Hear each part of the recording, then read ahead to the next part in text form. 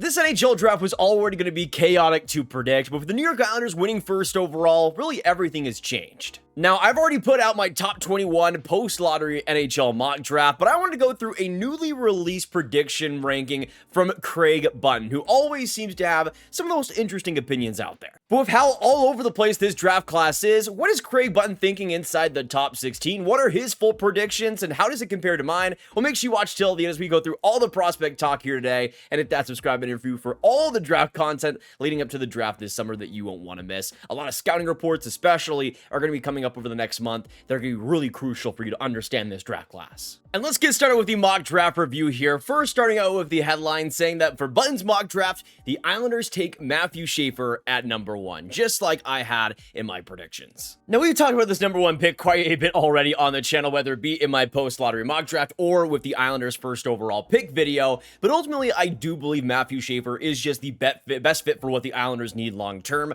I would love a Michael Misa on the Islanders, of course, my number 1 prospect in this draft class, and of course, James Hagens being the number 1 pick would be one heck of a story, but especially when you consider the Islanders prospect pool, you already have a player like Cal Ritchie coming up as a top 6 centerman. I still think you could use another top 6C, but that's something I think you could pretty easily get in the draft. It always seems to come around, but a player like Matthew Schaefer, who I think will be such a transition beast, such a brilliant skater, and I think a top pair defenseman, that's a lot harder to come by consistently, and I think especially for the Islanders in this draft, that's something they could really capitalize on. But again, between any of these 3 players, I would not be surprised to see the Islanders go in that direction, but I think Matthew Schaefer, just with the hype around him, the pedigree and what he's had throughout this season, I think most likely, if we're talking about the likelihood of a player getting drafted first, I still think Matthew Schaefer is above the rest. In the write-up, he does compare him to Drew Doughty. I'm not sure how much I love that personally. I don't know if he's going to be as physical of a player as Doughty was. To me, Schaefer reminds me a lot still of a lesser scoring Roman Josi, for example. Somebody, again, that I think is going to be a transition beast with a confidence, with a puck handling, somebody that is just going to put the game on his shoulders, and especially for the Islanders, they don't have somebody like that can do it at Schaefer's level. We talked about Noah Dobson, but again, with all the trade rumors surrounding him, with his uncertain contract future, I think for the Islanders, that won't really matter much in the grand scheme of things, and especially if Dobson is gone in the next couple of years, Schaefer to me almost becomes the automatic pick. But that pick isn't really much of a surprise. I still think Schaefer, for most people, is the favorite to go to the Islanders at first overall. Now, what happens afterwards for the San Jose Sharks? Well, this is where things get especially interesting because Craig Button has Porter Martone as the pick to San Jose. Now, I think out of all the mock drafts that I've seen so far, this is the first one that has San Jose picking Martone, and I think Martone would be a brilliant San Jose Shark. As Craig Button goes on to say, though, with the write-up, this is what kind of piques my interest, though.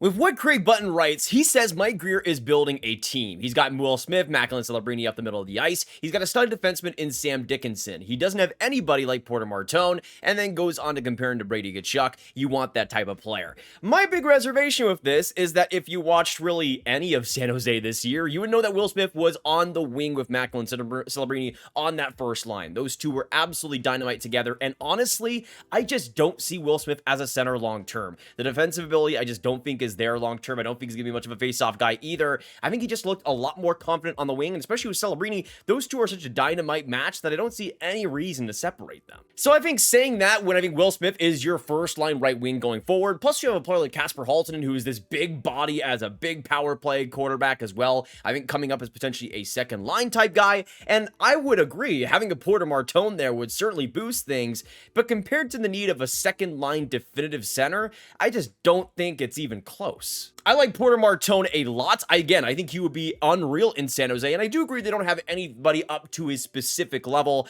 but I don't know, again, if he's up to the Brady Tkachuks and the Matthew Tkachuks type of guy. I think he's a little bit more reserved in terms of the physical play and in terms of the intensity than those two guys were in their draft years, and there is still time for Martone to get really under the skin of players when he does reach the NHL, but I don't know if he has quite that nastiness. I think he did earlier in his career, but as of right now, it's kind of something that I want to see more out of him, honestly. So I don't know, to potentially pass up on a player like Michael Misa, who I think is a slam dunk player and would be basically the perfect second line center that you could ask for behind Lachlan Celebrini. To me, I think shoring up that center situation, especially having a player like Philip Biestet as that third line center long term, that would, I think, complete that San Jose forward group. Yes, Martone would be nice there, but to me, in the head of players like Misa and even a James Hagens, I think would be a mistake. But that leads us on to the third overall pick, and well, this would pretty much be the ideal scenario scenario here for the Chicago Blackhawks because they would end up taking Michael Misa. And I will agree, if Chicago does have the chance at Michael Misa, I don't think there's any situation where they don't end up taking him. I think they would like players like Anton Frondell specifically. There's a reason why I think he is going to be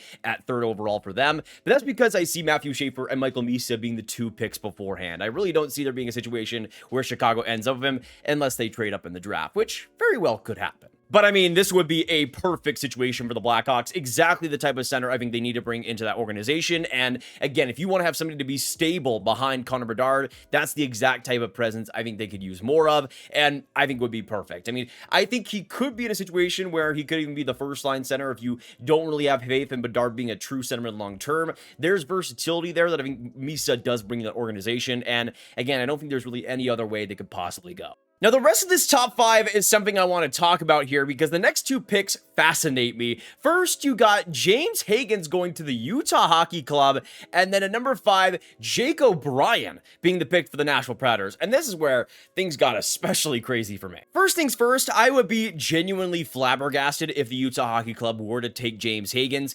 especially when it comes to their draft history and who they prioritize. They love either big bodies or players that can play physically. Guys like Daniil Boots, Dmitry Simashev, as well, of course, in 2023, but even players like TJ Ginla, even though they aren't the biggest players in the world, they have this raw physical edge to their game. Really, one of the only exceptions has been Logan Cooley, and to me, I think he is honestly a better prospect than James Hagens, a better player up to this point, but pretty similar in what they do and what they succeed at. And I just feel like for Utah, if they're going to take a centerman, they're going to go for somebody with a bit more of a different style to bring more balance onto that center group. And sure, I think James Hagens would be awesome in Utah, but again, for what Utah is actually going for what they've drafted recently, what they prioritize, James Hagens just isn't that type of player. Even though I think he's brought more competitiveness and more overall game to his game over the second half of the season, I just don't think he's that type of guy. So, especially over other centermen like Jake O'Brien at 5th overall, I just don't know if it's that likely. Especially if Utah's going to take a centerman. I mean, Anton Frondell is right there.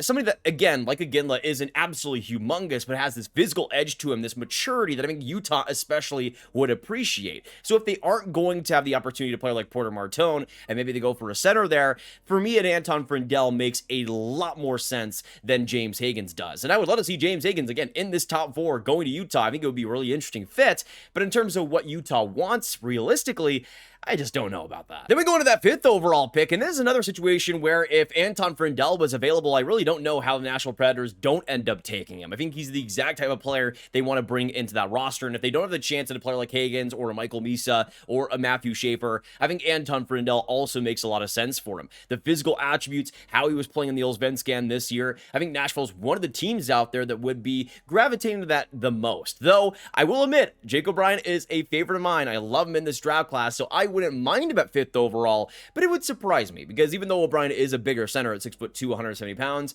he's not quite a physical player. He just uses that body to his advantage to set up offensive opportunities. He's not this big bruiser or anything, whereas a player like Anton Frondell, I think, has the potential to be. And I think for Nashville, they're one of the teams like Utah that I think would appreciate that more physical edge. Plus, again, with how much they've drafted Europeans over the years, I think Frondell also is just another piece that they would like. Not saying it's impossible or anything. Crazier things have certainly happened in the draft, but this top 5 would leave me shocked. I gotta be honest. It's a little bit chicanerous for my liking, but you know what? That's what it's all about. And in this year's draft, I mean, crazier things have also happened. Things are crazy in this year's draft, and this top 5 would certainly showcase that. Now let's keep going here at number 6. Interestingly, you got Brady Martin going to Philadelphia, and this would not surprise me in all honesty, but I'm gonna be honest, again, I feel like Anton Frondell is just getting a little bit disrespected, and I'm not even the biggest Anton Frondell guy. He's more in my 7 to 8 range in my rankings, but he's somebody that especially if Philly was able to get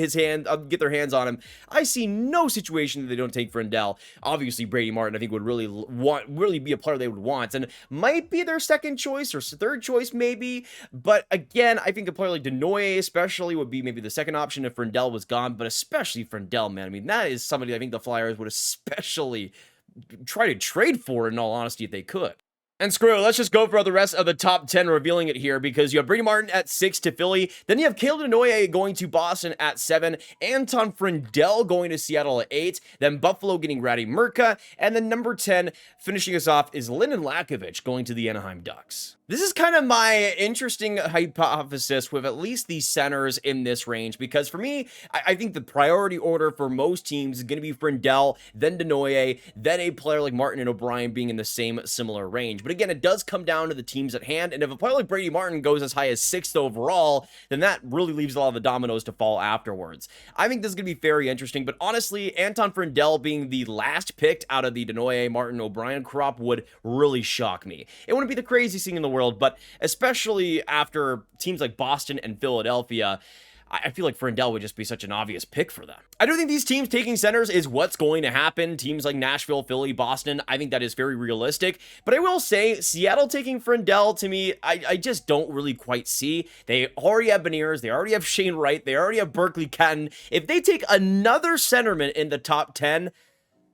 I don't even know what I'm going to do. Of course, there is the situation where a player like Frondell goes on the wing, and there have been points throughout the season, of course, where he has played the wing and looked pretty good at it. So I'm not going to completely rule that out. But again, Ratty Murka is right there as a physical right shot D, is exactly the mobility as well that I think Seattle would really appreciate. Maybe I'm just predicting this way too much and I'm getting my own head about it, but I just feel like Murka to Seattle just makes so much sense. Though Frondell being there and being available might end up changing things. We'll just have to wait and see. Of course, I think that would be absolutely perfect for the Buffalo Sabres. I mean, in my mock draft, I had Blake Fiddler being, I think, a pretty decent reach at that 9th overall selection. But if Ratty Murka is there, that to me is the slam dunk decision for the Sabres to make. The mobility, the defensive habits, the strength that he has at his size, there's just so much to like there for Buffalo especially, and they need more defensemen like him on that right side that can be dependable defensively while bringing that size. They've tried to bring a mixture of different guys that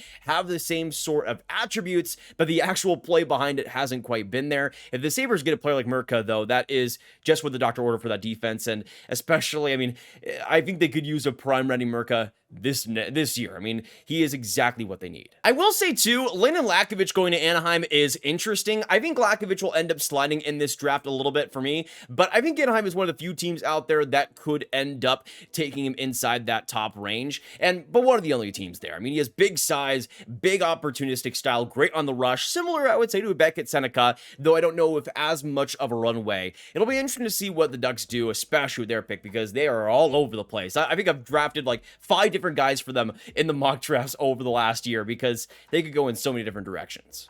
Which makes things interesting because at the very next pick, Craig Button has Roger McQueen going to the Pittsburgh Penguins, and I would be really shocked by this one. He doesn't quite seem like a Penguin to me, though, with the injury history. I mean, maybe he is, if you take it that way. But Roger McQueen would certainly be fascinating, especially if he were to be rejected by the Ducks and then going the pick after. I still think he drops a little bit more, maybe to the New York Rangers, for example. I think, honestly, just swap the McQueen and Aitchison picks right here, and to me, that would be pretty much perfect, because I do think both these players fit better on those other teams. Pittsburgh, especially, I think, is really going to love a player like Aitchison, who is dependable, exciting, electrifying, and I think they want more of that on their defense, while a team like the New York Rangers, I think, is one of those teams to take that giant risk and go flying in the wind. I mean, especially a player like Roger McQueen is one of the greatest risks in this draft class. I feel like the Rangers are in a position, or at least with their drafting, have been much more in a position to take those type of swings than the Pittsburgh Penguins, but maybe I'm wrong here. Now, for me personally, it's just a matter of those players being available in the first place, because Kashawn Aitchison, I think, will be a really interesting player for the Rangers, and I think they'd have a lot of interest in him, but I doubt that he's going to be available at that 12th overall position. Same thing goes for Brady Martin. These two guys have been so electrifying in this second half in the OHL and garnering so much more attention. Aitchison especially. I would be shocked, honestly, if he were available at 12th overall, because teams like Pittsburgh especially, Seattle maybe even Boston, I could see rising up to select him inside that top 10, because with how interesting he is as a project, I think teams are going to be salivating all over him. Don't take that out of context, you know what I mean. Let's talk about the rest of the top 16, though, and going as follows. We have the Detroit Red Wings taking Victor Eklund, the Columbus Blue Jackets going after Jackson Smith. We'll talk about that one. Vancouver going after Cole Reschke, and then the Montreal Canadiens going for Justin Carbonneau. I feel like in every mock draft, and rightfully so, Carbonneau finds his way to the Montreal Canadiens. It just feels like it's meant to be, man. But you got Victor Eklund at 13 in Detroit, which is where I have him as well. I just feel like it's a natural fit, and around the range where I see Eklund dropping in this draft. As much as I absolutely adore him, again, I think the centers, the defensemen are going to take priority here, so we'll see what happens in that respect. Columbus taking Jackson Smith, I think, is just Not gonna happen. I'm sorry. For a team like Columbus, especially that drafts the way they have recently, trying to go for more dependable defensemen like Charlie Illick, for example, recently, to go for Jackson Smith on the left side when they already have Zach Werenski and Denton Matejchuk, I think is just kind of a miss in that regard. I still like Jackson Smith around that range for them, but I just don't think Columbus is a very good fit. I think in terms of what they already have, again, Matejchuk and Werenski, those are two offensive-leaning defensemen in many respects, especially Matejchuk. To have another player like that on the bottom pair, I just don't think is all that likely for any team out there, let alone a team like Columbus that, again, I think is wanting to become more mature, wanting to become more defensive over these last couple of seasons. They've successfully done so, but a player like Jackson Smith, I think, would kind of go against that identity at least a little bit. So I think going for a different defenseman maybe at the spot would be a little more likely, but honestly, again, I still really like my Brandon Coots prediction for them because he is exactly the type of dog that I think they could use a little bit more of in that pool, especially on that bottom six. I just had a thought. Brandon Coots with Gavin Brindley. We will be there no matter what, baby.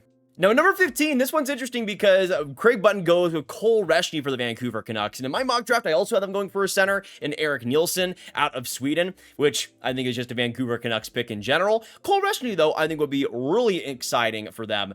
Even though I don't see it happening, even though he's had a great second half in the WHL season, and of course at the U18 World Juniors are garnering a good amount of attention, I think he's a pretty likely first-round pick for sure, but I still think more so in the end of the first round. Vancouver taking him at 15, I don't think would be a bad pick whatsoever. But especially for them, I feel like they want to go for somebody a little bit more dependable than Reshney. I like him a lot. I think the intensity there is quite solid, but I think there is still some concerns with the decision-making and how it's going to translate to the next level with his skating. I think he's somebody that plays the game the right way, but because of his size, I think there are going to be some doubts around him. If he's going to be either like a Riley Heights or somebody much better than that, that's kind of the question mark around him right now. I think for Vancouver, getting that type of talent in the pool would be exceptional. But again, talking about a mock draft here, I don't know how realistic it ends up being. But I do think Vancouver, in really all respects, should be going for a centerman. But honestly, if he's available, I mean, Brandon Coots to me would be, I think, the more ideal and honestly the more realistic pick for me personally. I am a big Brandon Coots guy. I think my bias with my last couple of viewings might be showing at this point. But I think Vancouver especially, again, you're looking for a dog. You're looking for somebody that is just a dog in the bone, especially with the puck. He is just so relentless out there. And to me, a great leader of the future. And I think especially those intangibles, I mean, for Vancouver are going to take precedent in the end. Even though I have my fair share of disagreements on here, I mean, it's a mock draft at the end of the day. How many drafts have actually happened where we didn't get a big surprise in the top 10, the top 5? It feels like forever now. I mean, Beckett Seneca was a 3rd overall pick at the time, which was a massive surprise, and anything can happen at this point. So I appreciate the new perspectives. A lot of fun to talk about, especially in that top 5, and it certainly would be an interesting result if it were to happen on draft day. But I want to know in the comments down below for you guys, what did you guys think of Craig Button's top 16 mock draft? Did you guys agree with it? Did you guys disagree with it? And let me know your thoughts on all of these surprising picks down below. Let me know, of course, your picks for all of these teams on what you guys think your team could end up going for. But thank you guys so much for watching. If you enjoyed it, that like button, hit that subscribe button, and the notification bell for more draft content just like this. And click on this card right here for all my 2025 draft content right in one playlist. My name is Nathan, and I hope you have a fantastic hockey day. And goodbye.